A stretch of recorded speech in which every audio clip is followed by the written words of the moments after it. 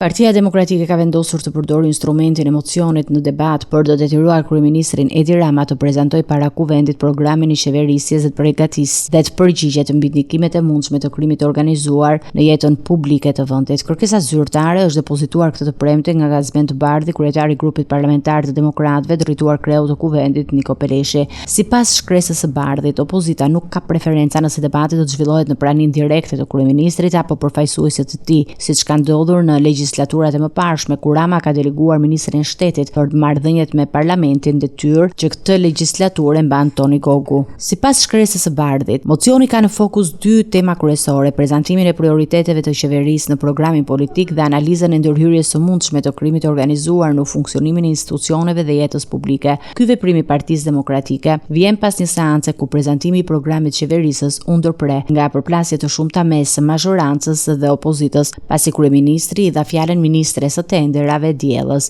Opozita akuzoi kreun e kuvendit Niko Peleshi për shkelje të kushtetutës dhe rregullores, duke kërkuar përsëritjen e seancës. Kërkesa për ripërsëritje u refuzua nga mazhoranca, gjë që ka shtyrë Partinë Demokratike të kërkojë këtë mocion me debat, duke synuar një përbardhje të drejtë për drejtë me një debat politik mbi politikat e qeverisë dhe çështjet e krimit të organizuar.